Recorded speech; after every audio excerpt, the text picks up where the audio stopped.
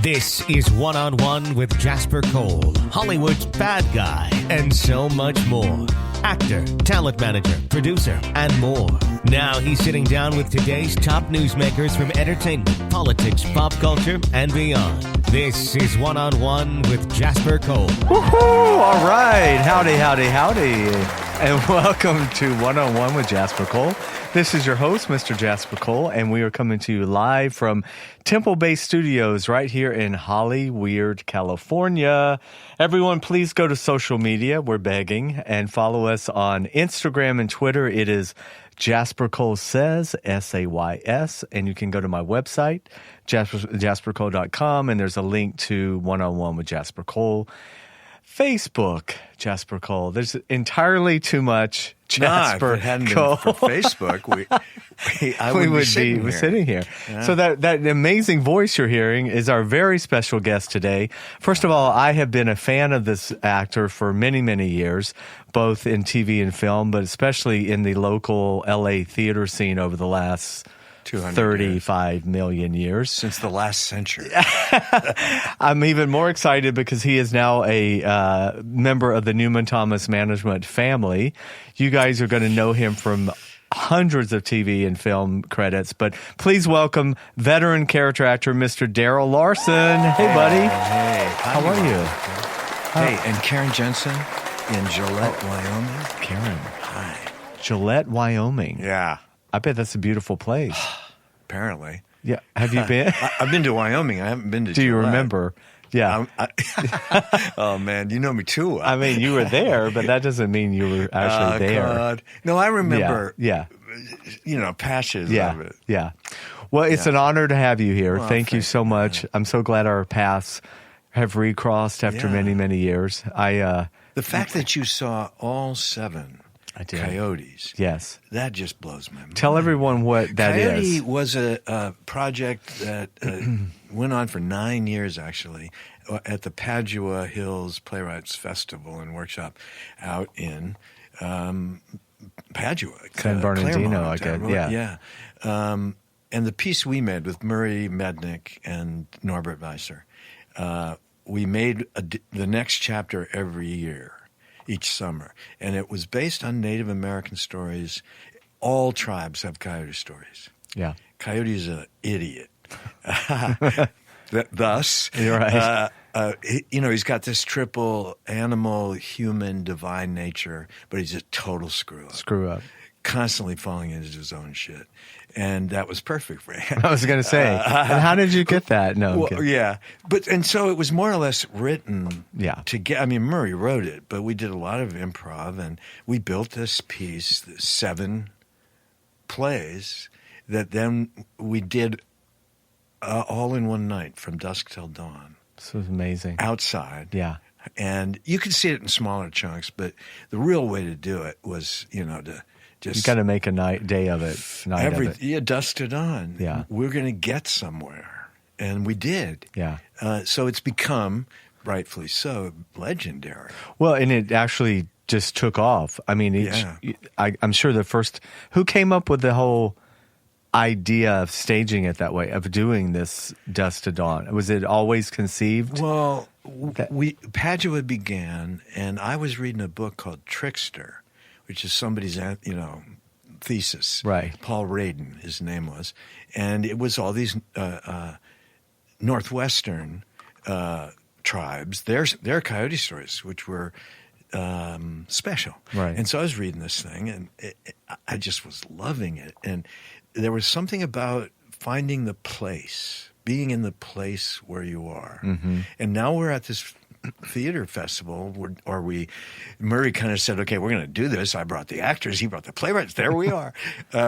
So we knew we wanted to do a piece about finding the place, being in the place. Wow. And the exercises came out of that from Carlos Castaneda. Nobody's going to know who that is, but Google it. Check it out. You kids. And we did this piece, and it was so good. I mean, good in the sense of everybody was moved and sort of elevated, Mm-hmm. and we were there, and the Committed. people sitting on the ground, and it was for real. And at the end of it, what we did was kind of split this coyote trickster figure into these two people, twins who are not twins, and that's a fundamental motif. Right.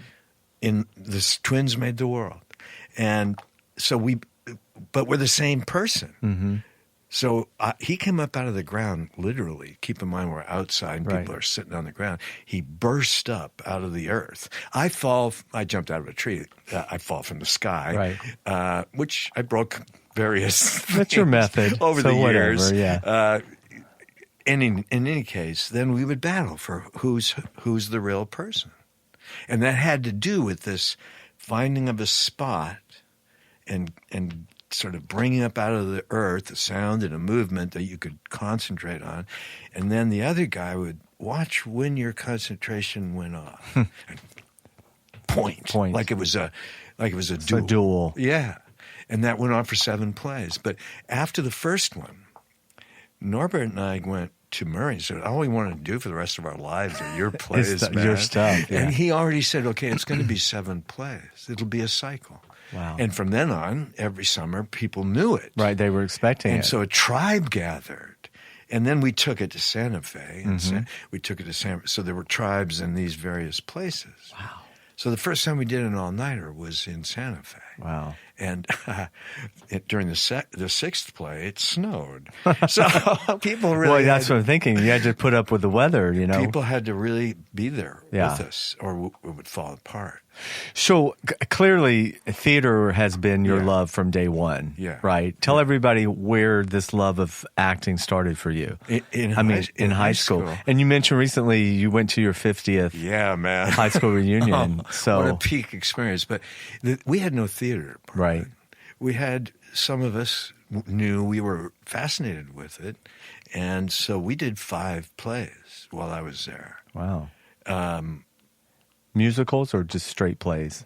We did Noel Coward. We did David and Lisa. I don't know if you remember that. Yeah, wow. And that was intense, that particular production. And it spread to people who weren't really into theater, but who wanted to go through this experience with us. And that one, a lot of things came out of that. And this is in Sacramento. And from then on, well, actually, in 6th grade, my teacher came to me and said, well, we're going to do a Christmas carol, and you have the loudest voice in the school. So I want you to be Scrooge. Right. And which is the best part, really. Of course it is. But here's my first line in Anything, Anywhere. Cratchit, put that wood back. Now, I have it down now, man. That was great. Yeah. But so then it was... You've been bitten by the bug. I knew it was like finding myself, like finding where my tribe lived. Right. And I started doing theater in the Children's Theater and just walking in the place and went, I talk about that sometimes where I explain how not TV or film, but a theater, especially like right before the show, like when you go out and sit in the audience, or I can't explain that. I don't know, actors listening know if you do theater or just an empty theater or, But by the time when I got here and I went to UCLA in 1968 to be a filmmaker, because it had expanded that far. I mean, watching these people, Fred Astaire and James Dean and Montgomery Clift and Barbara Stanwyck, and just these people, I went, that's where I want to be. Right. I know it's imaginal, right, but it's also real because those are real people doing this. That's where I want to be. And so once I got here, I started working almost immediately. You were lucky. Yeah, I realize now. Luck, but it was part of your journey. It's part of what was supposed to happen. The very first guy I met, famous person, was Sal Mineo. He was directing a play called Fortune in Men's Eyes. And I went down to audition. Was it here in Santa Monica? Was it? Well, yeah, the rehearsal. Well, it was at the Coronet. But the Laciana. auditions were at the Met on Poinsettia. Oh, wow. Room, Yeah. Which years later, I'm part of the rebirth of that. The Met Theater. Yeah. Everything in my life goes full circle all over. So you met Sal. So, I mean, what? Wow. It says there he's directing it. He'll be there. So I just went, I'm in the dorm. In Westwood? And I'd been literally just fell off the turnip truck. I mean, I'd done plays in high school. Right. I went down and auditioned, and he said, "What's your experience?" I said, "Plays in high school." And he went, "No, come on." I said, No, that's all I've ever done. And he kept bringing me back. And he would say every once in a while, "So, what's your background?" But Don Johnson got the part, who had done a lot of work already. Mm-hmm. And you guys were similar. Yeah. Looks and when stuff. we were, as the years went by, I mean, he was, he had a vibe from the beginning. He was a star. Yeah, like the it quality.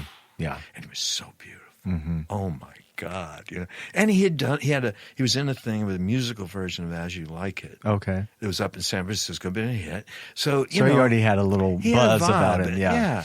And he could handle it. And there was no way. I get raped on stage and stuff. And it's a lot. Yeah. And Sal was so kind.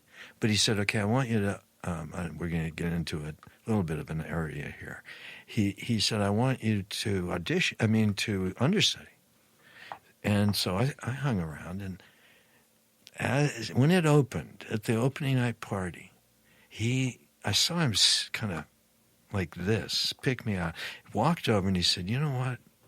You're not ready for this. This place, this scene will eat you up. And that will decide who you are." Right. And especially, I knew what he meant. Right. That I'd be on that team. Right. But he knew from our conversations that I was on all the teams. Right. And I always had been. Right. And, I don't want to have to choose. To me, that's utter nonsense. Right. And for me particularly, it would have been a kind of death. Mm-hmm. And it would have haunted me. Right. It would have made me sick. Because we were saying earlier that we were laughing in a way, but the whole non-binary, it's gender all fluid, around, everything baby. is. I was a Darrell pioneer. Darrell was sharing that even back in high school, back in the day. Yeah. You were junior high. Junior high, and all, but I knew about. I mean, everybody knew about Rock Hudson. Right. So I don't know how that happened, but everybody knew. Yeah. And you look at Montgomery Clift and you go, wow. Yeah. I get where. Now, he was bisexual. In other words, he dug women, older Right. women. Yeah. He dug them physically and in every way. But he dug men. Right. I mean, it came to be that the two men I was closest to in Hollywood were Jack Larson and James Bridges, yeah. Jim Bridges, who were my protectors, mentors, surrogate dads. I mean, they took care of me, and Jim wrote roles for me. Right. And I was very close to Jack until he died in '87. I mean, at 87 years old, 2 years ago. But the thing is, Jack's first boyfriend was Montgomery Clift. Yeah. So, I heard these endless, wonderful, deep, soulful stories about Monty and felt like I knew him. But all those guys, Cary Grant, you look at him and you go, okay, come on. Right. Everybody wants to, as he said, everyone wants to be Cary Grant. Even I want to be Cary Grant, he said. The Cary Grant, that's, yeah. Yeah. But you could also see that he was fluid. Mm-hmm. And when I got older and started reading about him and stuff, Randolph Scott was the love of his life. Right. And as it turns out, show business, actors are what our gig is to have compassion and understanding and a commitment to everybody. like Tennessee Williams says, nothing human disgusts me. Right. Pretty beautiful. Yeah. And to my peril, I found that out because I want to know. Right. And it, as they say, is sometimes led to some horrible. But it's interesting how the universe puts you. I mean, it's no joke or coincidence you would meet Jack and Jim or Salminio, who was bi, right? Yeah. Or gay, but definitely bi. I mean, if you read Michael Michaud's book, Michael. Yeah, I love Michael. Yeah, me too. I adore him. He just helped me do my taxes. And I needed help. I was in such bad trouble. But that's a side thing. But yeah, Sal, he said, I want you to go home. I want you to go to the dorm. I don't want this thing to chew you up and make your decision. Because he'd been that. He had been in his own path. That's right. And on Broadway, as a kid. And it isn't that it was dictated to him, but when I was, watched Rebel Without a Cause one night, you could see this character is a gay character, Plato. It's not the end and be all of Sal, but this character was one of the first times that an overtly gay character in a leading role was depicted. Right. And the love between the three of them. Yeah. And she drove me insane, Natalie Wood. As Marjorie Morningstar, in that scene in the bathtub and she's thinking back about being with Beatty. Yeah. And I don't know if you can say, well, why not? Why? You can say whatever. I got a Woody. I mean, I went, the first time I'm looking at her and I suddenly go, what? Whoa, this is good. From just watching somebody in a bathtub. In a bathtub. Now you put all three of them together.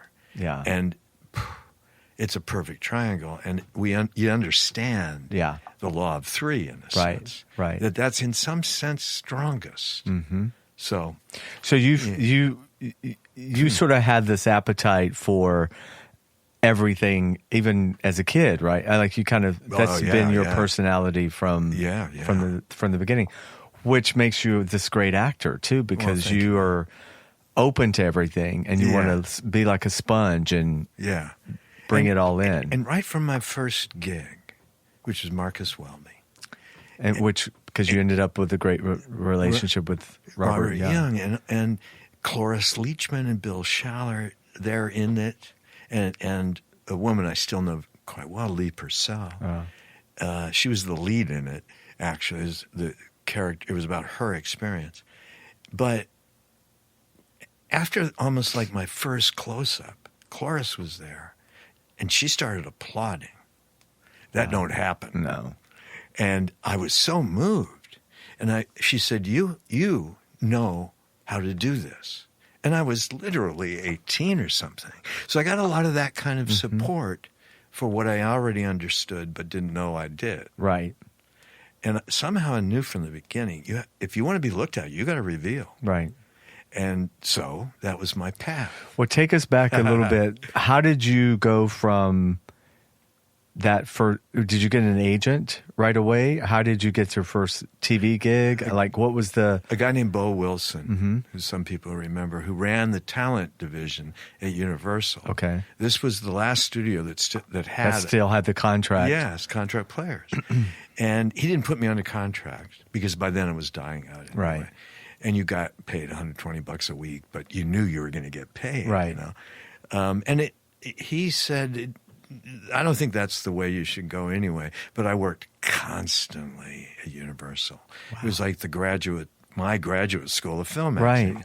And he saw to that. And then that led to Gunsmoke and Bonanza and, these those, great shows, all the classic shows. And I got to work with all these people that I had seen. Bill Bixby. I played his son in a really cool movie that some people are bringing up again.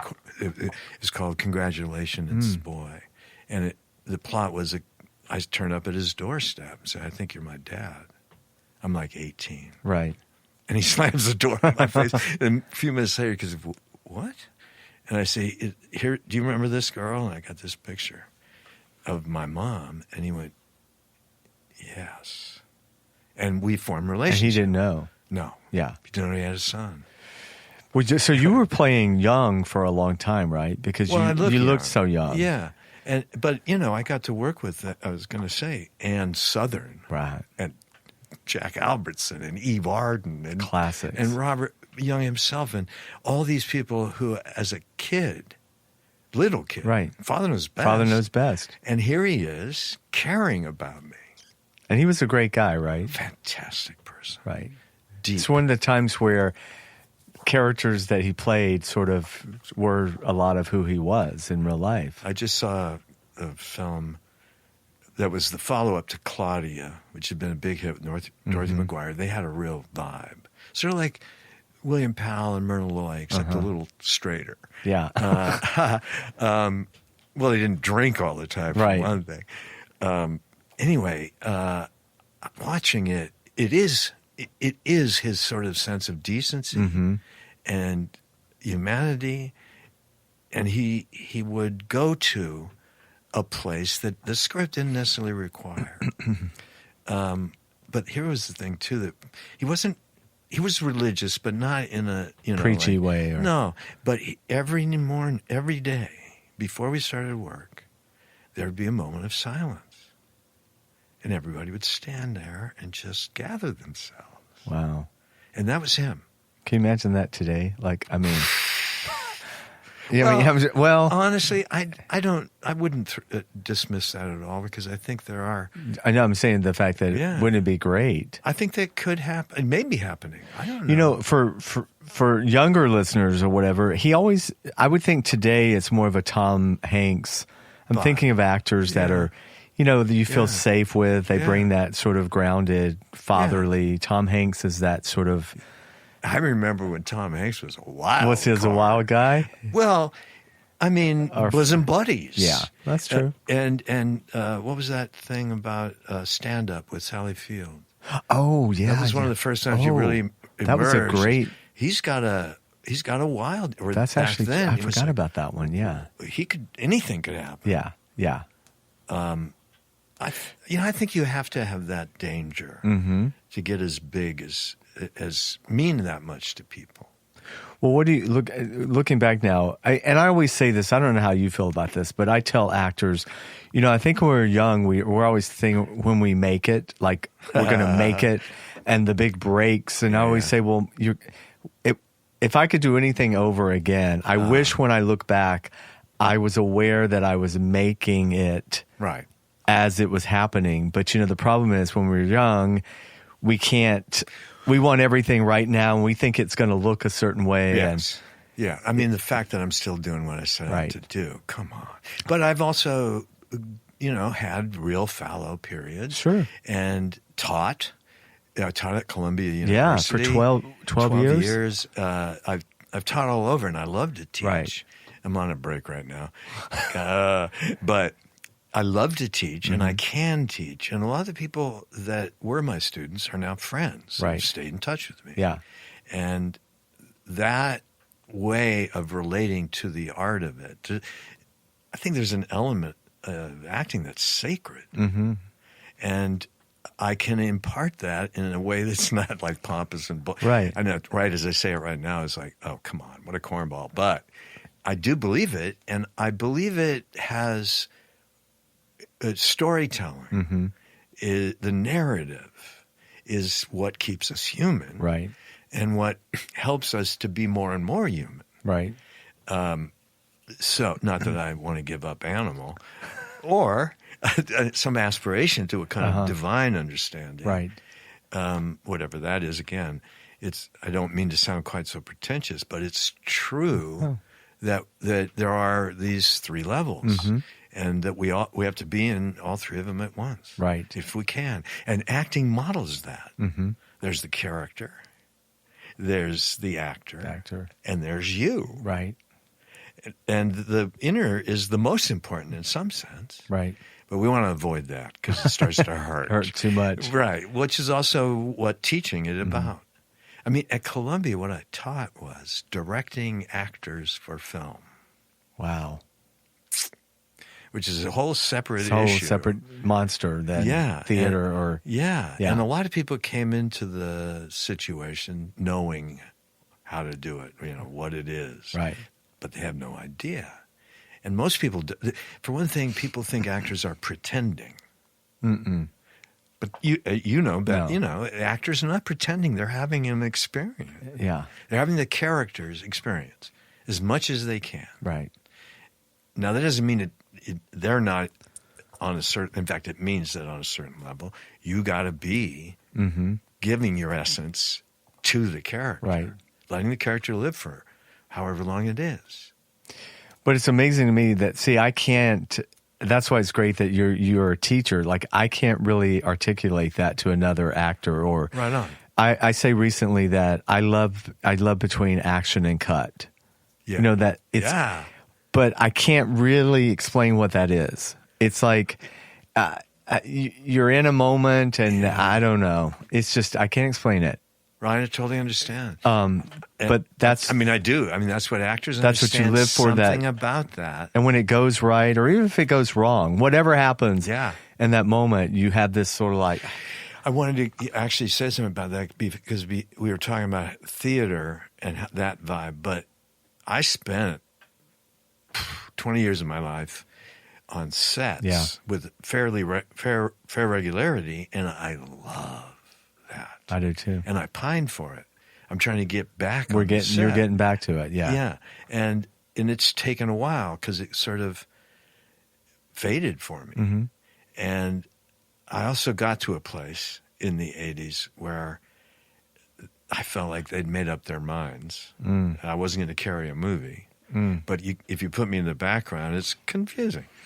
It's distracting. Right. And you pull focus. Yeah. And I get it. And I was married to a woman who did not want to stay in L.A. And we had these two little girls, and neither one of us particularly wanted them to grow up in L.A. Right. I get that. It's intense for a girl. Especially totally. Back then, I think it was even more. Yeah. Not that it's not now, but I would have followed her to the Antarctica, so we went You made east. that decision to go back and east. I thought, I want to direct theater more anyway, and I'm sick of this. And I don't want to audition. I've been auditioning since I was 18. It was like enough already. If you go in one more room. Yeah. So I sort of made it go fallow. And then when I came back to L.A. and want to get back to it, I've been acting constantly in the theater, literally since I got back, one thing to the next. And it's been great. But in the old days, that would have meant I would have started getting action. That's not how it works anymore. Right. It's a different beast now. Totally. It's hard to take yourself out, even though you didn't really, you never stopped acting. No, but it's the business, it's the business, and it's changed a lot. We talked about the corporations came in. The 4 corporations own everything, and favored nations and all that stuff. And you've got 4 people have to decide if you can say one line, and so but you're in a perfect example. That's why I want actors listening to understand that it is a journey. It's a marathon. Just keep doing your work. I always say if you just hang in there, if you don't leave, you know. And I mean, because everyone else dies. So there you go. Last man standing. I have a friend. She's 94. She's an actress, and she used to around 85. She started really reading the obituaries because she goes. I go, "Oh, you're losing friends." She goes, "No, I'm losing. The competition is thin." God love her. I was like, "Yes." Well, that is something that's happened. I mean, I've not. Jack died. That was a big moment for me because, as I think I told you, Winger and I found him. Right. And it's one of the most exalting, beautiful, centering, incredible gift that Jack gave me. So many gifts, but this one, because he knew we were coming up. He not planned it, but he stayed. I mean, he knew it. Yeah. And if he felt okay about sitting down and singing his death song, and that's it. And he knew we would be found. We would he come would be up there found. and we'd take care of things. We better. You know what I'm saying? Yeah. And it did. We both went, okay, let's do this right. And we did. Tell the listeners how where you and Deborah Winger forged your friendship and bond. And well, we met before she was playing Wonder Woman's little sister. I mean, way the back. Yeah. She was the girlfriend of a beautiful man that named Andy Rubin, a great actor. The first time I saw her, she was playing. I was sitting out for some reason volleyball on the beach, and you can imagine. I went, "Oh God!" Wow. And I loved her ever since. And we were in the same circle. And you were acting then. Yeah, You were in the same, and she saw Coyote too. You know, Oh, wow. I mean, we were friends. My first wife and she became best friends, and there was just a circle of friends that have never lost contact. Or certainly she and I. And then Jim wrote Mike's Murder for us, Right? And that scene was 20 minutes long originally. It was Wow. third of the movie, and having that experience together, we all already knew each other very well, Right. But- Which I think really helped, right? Oh, I no mean, question.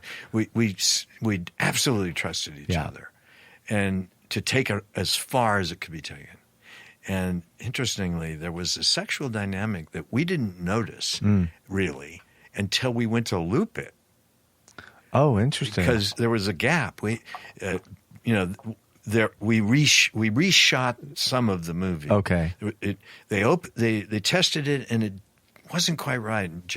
Jim was not happy with the way the story was coming across, and so over the next, I think it was probably like 8 months, my character had to grow. It had to be. He needed something to cut to. And he didn't have it. No. Right. I just burst into the movie, and they're going like, "Who the Sort of heck?" like Darrell. Sort of like Darrell. And that's how he had it planned. Right.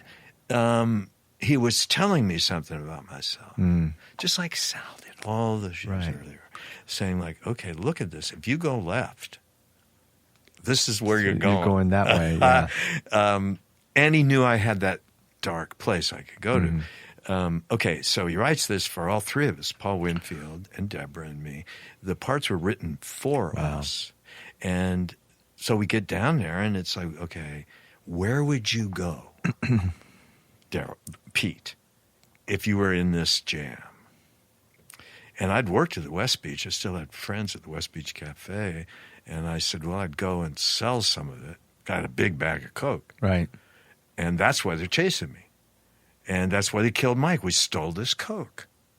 And I said, well, I'll go to the West Beach, sell some of it. Who'd you sell it to? Well, Jim. Jim's an actor. So that's what we did. Right. That was the scene. Right. And it was all in the neighborhood where I actually lived. Oh, wow. Maybe I'd go sleep there in that house being constructed. We figured out. You're almost like dramaturging Totally. the script. I mean, the story He and I were everything. figuring out what would happen. And in the neighborhood in which we lived. And including their beautiful house up on Skyway, that Frank Lloyd Wright house that they lived in all those years. So it was very organic, for sure. Incredibly organic. And I've never had that experience since, except with the Coyote things. Right. But what an and the thing, that movie has not gone away. No, it's got a cult following, but it's got a real following. Yeah. Everyone should check it out, Mike's Murder. Mike's Murder, James Bridges. What year was that? 1984. Wow, 84. It holds up. It holds up. Oh, yeah. When you think about what that was about, especially today. Yeah, everyone check that out, seriously. Well, also, I want to watch that again. It has a heart in it. Yeah. It mattered to all of us. There was a real kid. Yeah, it's your baby. No, I mean, there was Mike. Oh, yeah, yeah. Who this all happened to. And wow. The whole scene, we're heartbroken at this because he was a sweet, sweet kid. He just got wrapped up in all this. Yeah. And then he got killed. What? He got killed. Oh, no. Because it's sort of like going back to Sal again. The scene ate him up. Right. He was from Idaho or Iowa or something. And Midwest. And Paul picked him up hitchhiking and brought him to L.A. And what? Wow. So it was examination of what was going on in Hollywood. Mm-hmm. I had a line in it where I'm like holding up this bag of Coke and I say, this is all that matters. That's what they call it. This isn't the only thing that matters. And that's what it was like there for a while. Yeah. So, yeah.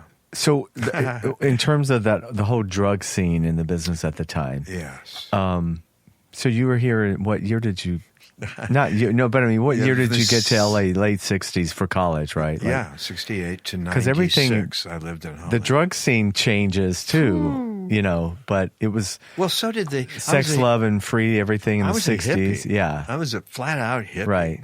And I was working in the business, but I was also hitchhiking all over America. Right. With, you know, a hippie. Yeah. And that scene, when, you know, the acid period of it, in high school, going to the Haight. And I was going to mention Haight-Ashbury in San Francisco. Hanging on the weekends and come rolling back. Oh, yeah, because you're in Sacramento. You're not that far. No, we'd go there. Yeah. You know, trip. Literally. The whole weekend and then come back rolling into class. The capital. Oh, right at oof. And that was kind of a glorious period. Right. But when the hard drugs started hitting, heroin and stuff, and speed is what we call it then, the whole flavor changed. I mean, overnight, the Haight became a different place. And 69, Altamont. Right. Manson. All that stuff. The real darkness came in. Yeah. Yeah. And that was part of what the movie was about. Mm-hmm. Was that the... I don't know, man. There's that darkness in people. Well, and also, like, you transitioned very well into episodic and television. Like you said, you were already, when you were at Universal, you got your feet wet with all the stuff. I was introduced, and congratulations, I got one of those. And introducing, I've already done all kinds of They don't do that television. anymore. No, you never see that. But anymore. Aaron Spelling wanted to do that for me. I'm sure he did. Yeah. Well, he was a sweet guy. Sweet guy. And he believed in me. Yeah. And that was the great thing about that. Yeah. And, I deserved it. But you see, you really met really powerful, and I put that in quotations, but powerful personalities, powerful in the business. Yeah. But they were all very nurturing. Very nurturing. Yeah. No, I've met very few assholes. Yeah. And even they... You won them over eventually? No, well, I mean, I could name... I mean, Bruce Willis. Well, everybody. I mean, oh, my God. What is his problem when you think about it? Inflation. Yeah. He got so fast. And he was such a hip, kind of fun guy. I know. He got very self-right, pompous, and... Yeah, boom. Inflation is the big problem. And some people resist it. Brad Pitt, for instance, has managed to survive all that. Yeah. And not get all inflated. I don't know Leonardo DiCaprio, but he seems like that too. Yeah. They're serious actors, really. But like you said, and I say this a lot of times too, I think it's the minority of people that are assholes. I totally agree with But I also think it's an insecurity with a lot of them.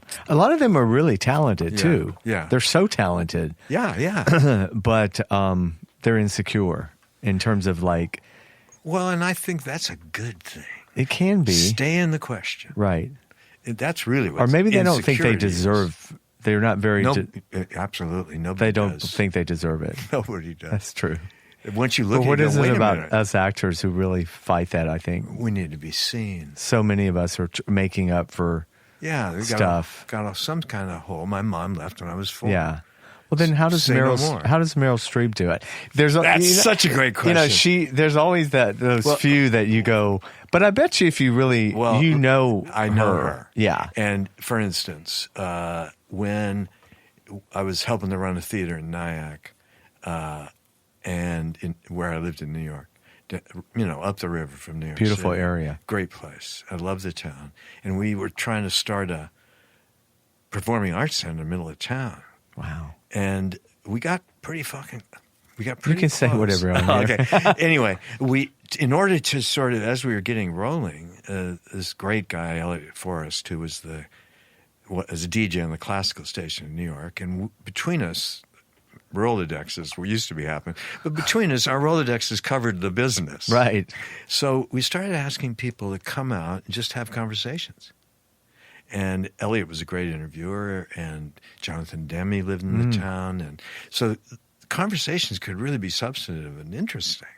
So, Alec Baldwin came out, and I brought Mike Nichols out, and Edward Albee came out. Wow. And This is very... Meryl. I said, well, would you do this? And here's what she said. Well, I don't want to talk about myself. And I said, well, how about tell us who influenced you? And she said, oh, that would be fun. And I said, I'll get clips, and we'll show the clips, and you can say, So the talking about who influenced her and who she wanted to tip a hat to, Kim Stanley. Wow. Greta Garbo, Barbara Stanwyck, Monty. Yeah. And Paul Newman had just died. So she had not thought, but then realized, well, I love him. Right. And we showed the scene where he talks to God in Cool Hand Luke. It's not exactly prayer. Right. But it is real. Right. And you can see, because Paul was, I worked with him too once or twice. He was utterly and completely sincere and authentic. He didn't make a move without coming from the truth. Right. And my best friend in the world, Mike Ontkean, was in Slapshot, obviously, and gave me a lot of insight. The thing I worked on was one of those Irwin Allen disaster picks with all these stars. Which one? I loved them all. The volcano one. Oh, yeah. I know. I can't remember. William Holt is in it. And those Jackie were like Bissett and Ernest Borgnine. Towering Inferno. All those were just like Poseidon Adventure. When Time Runs Out, I think it was called. Oh, my God. I love it. And Alex Karras. And, it was just a joy. Wow. To be on that set, and everybody was so much fun. And Paul liked the corniest jokes possible, and he'd have a new one every day, But Mike actually worked with him intimately, right. And that's one of the great films. Yeah. That strip that Mike does on the ice, that's a great moment in film history. Right. And so the thing about all those guys, though, is they resisted inflation. And they resisted taking themselves too seriously. I like Meryl. I like what Meryl was like. I'm not, because there's that cliche that actors just want to talk about themselves and totally narcissistic. And also, she didn't do stuff like that. Right. So to have her come out, trust me enough, and care about it enough to come out and sit there. Jonathan did the conversation, and they loved each other. I knew she'd trust him. But we made a list, and I got the clips. And we did it, and people came from Paris, man. Was that filmed anywhere? I mean, was it ever? It was recorded. Okay. And the one that Mike did was so phenomenal. And he did talk about himself, but interestingly. But he's funny. Oh, my goodness. Oh, my goodness. And the fact that I got to be friends with this man, it's like, okay, man. You better be grateful for where your life took us. But he showed a scene that he wanted to point out of French Lieutenant's Woman of Meryl. And he pointed out exactly what it is about her that sets her apart. And the thing was, when, Jeremy Irons has been searching for her for 20 years, he finds her, and she's kind of, she's loose about it. Yeah. And he throws her down. And when they did it for real, she hit her head hard. Ooh. And you can see it. And here's what she does that's so her. She laughs. But doesn't leave the scene. Right. Because the woman who she's acting in the movie and the actress who she's acting in the movies, here's that three things. And herself, they all thought it was funny. How dramatic they're being. And it completely disarms the Jeremy Irons character. Right.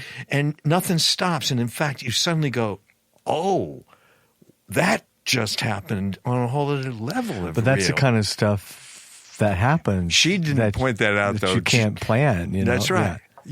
So she has a perfect balance of spontaneity and clarity of intent. Right. That's, to me, what actors want to do. They want to get it right like that. And then live in the That's moment. right. Let anything in all happen, that. but know what you want. So anyway, Yeah. we do this evening, and she's spectacular.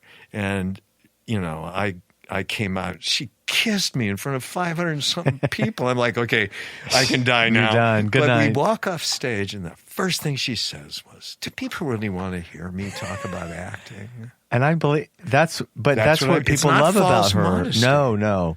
But that's the insecurity she has, is like she will not make a big deal about herself. Right. She will not. So back to my point, there are those actors that didn't come from a fucked up childhood. Yes. You know what I mean? Yes. That aren't But trying to everybody wrong or right.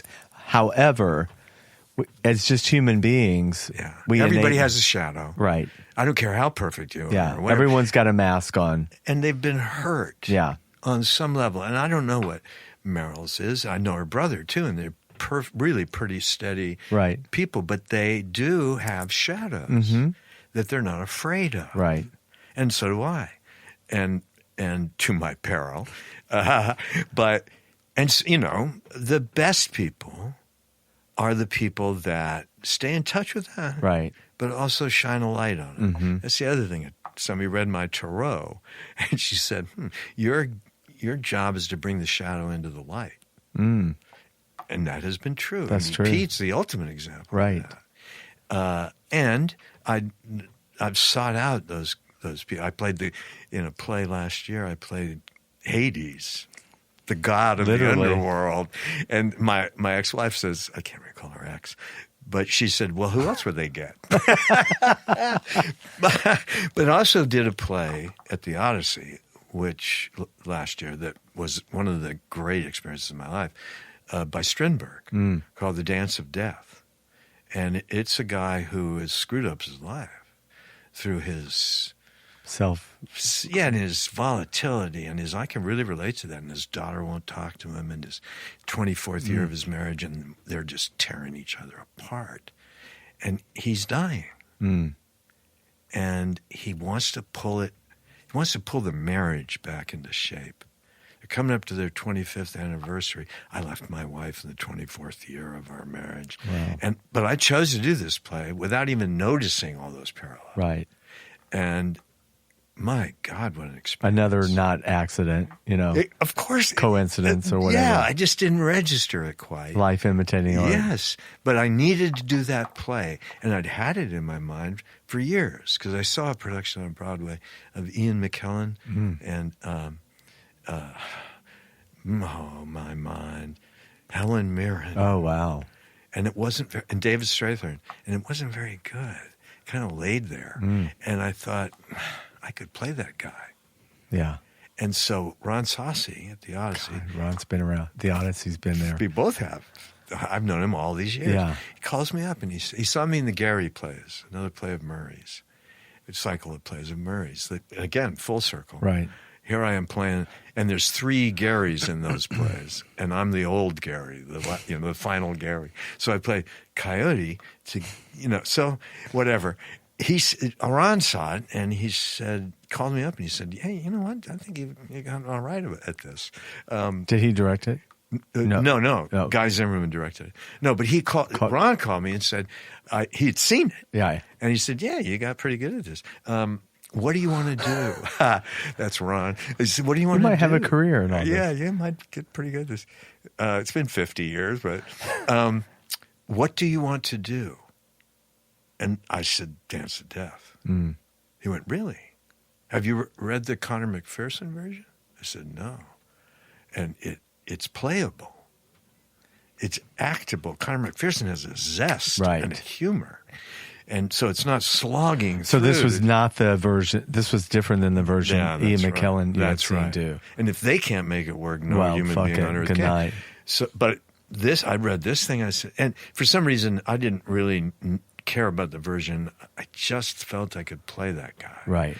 And Ron said, yeah. And within a couple of weeks, we were casting it. Wow.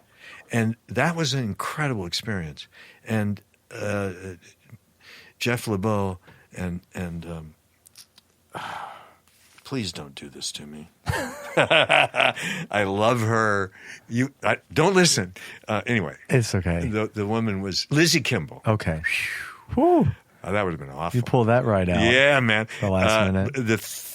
We were really good. We were a really interesting trio. Again, in the law of three. If it's the energy is right, there's no stopping it. It just goes like that. Right, yeah. And I've been in a couple of menage a trois that were like that too. Go, yeah. Save it for the book. Because it's not this. It's right. like, oh yeah, no, it's all through the book. Believe me, man. I've been writing. That's your story. I told you. That's right. That's Darrell Larson. But be careful. Well, and that's evolution. That's elevating. That's going in the right direction. Yeah. It's this Yeah. that gets into a problem when you sink, when you give in to gravity. Right. And I've been there a couple of times where I kind of went, okay, I could die now. But no. Yeah. I'm not gonna, not yet. And for whatever reasons, my kids were Right. Yeah. in one particular case. I was really close. Yeah. In Last Tango, Brando says, "When you're looking right up in the asshole of death, you know." I mean, there's a guy also bisexual. Yeah. Anyway, I've been there, and it's a decision. Well, all of that, but like we said, that's just fueling this next chapter of your artistic I life. certainly hope so. Right. Well, no, it is. And I trust. Yeah. Yeah, well, I it believe is. It's already happening. Yeah. I mean, you're not going to ever stop acting No, never. and teaching Why would and I? directing and Yeah, no, not at all. Yeah. And I hope to direct this coming year because I acted all along, and I started thinking in the last couple of years, and I started thinking I kind of direct now. yeah. And that led me into some projects that exploded, Which they happened. do in the last few months, and that made me, stay in my room and go, okay, what do you want to do? Right. And how do you want to let that? I let things take me in a way, and to not do that. Right. Jack is protecting me. He wanted me to have this little talisman, wow. a specific one, and I never take it off, or basically, Right. I never take it off because I just know that I got some allies. You got a lot of angels taking around you. care of me. Yeah. So, now, whether that's true or not I doesn't believe it. matter. Yeah, believe or not. I mean, I Whatever. don't necessarily believe it. Well, but it fuels you and it That's gives right. you comfort and it does, and it somehow it gives the comfort comes from thinking even when bad things happen, they were probably good. Yeah. You probably have when that thing exploded, I woke up the next day tremendously relieved, Yeah. Right. going, okay, I backed was myself into another corner, man, and when you're in that, It's like a miscarriage. It was like, yeah, it was kind of not supposed to happen. not really. I was ahead of myself, Yeah. and But see, you only get that now because you're older. We have to get older sometimes to. absolutely. I'm to starting to understand get that. a glimmer of it. No, I think it's true that there's those stages of life, Right. and if you're paying attention and are open to it, That's true.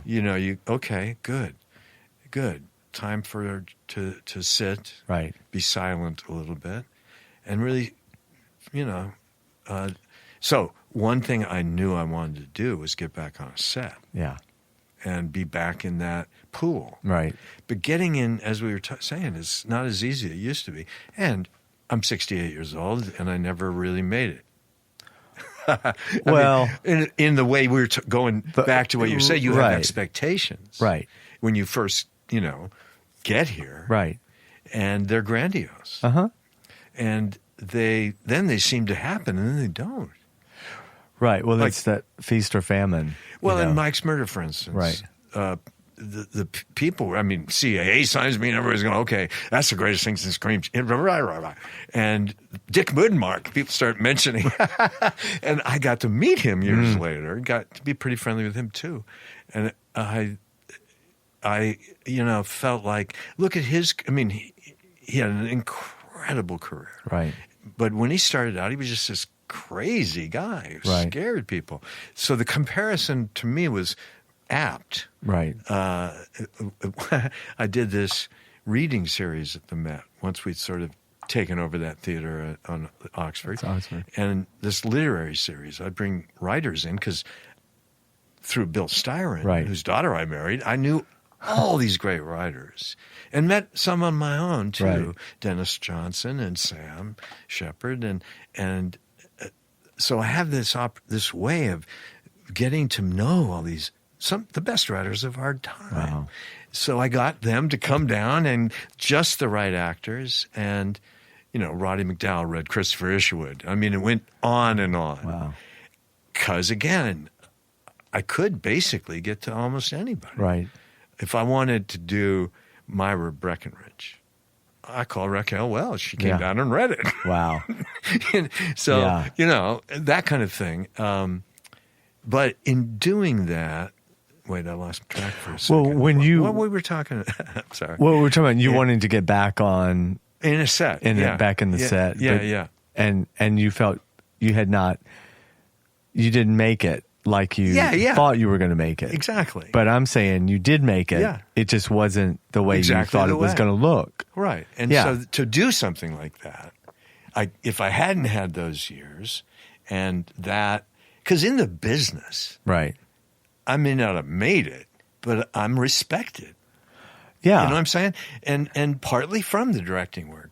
Yeah. Directing Sam's plays and with Ed Harris and other really, people have been... Well, when you put the Met, that group together, the Met, correct me if I'm wrong, wasn't it Holly Hunter? Was she part of the group? You had Ed Harris, Jimmy Amy, Gammon, Jimmy Gammon and Tim Scott. Tim Scott. That's right. Were I was the trying to think.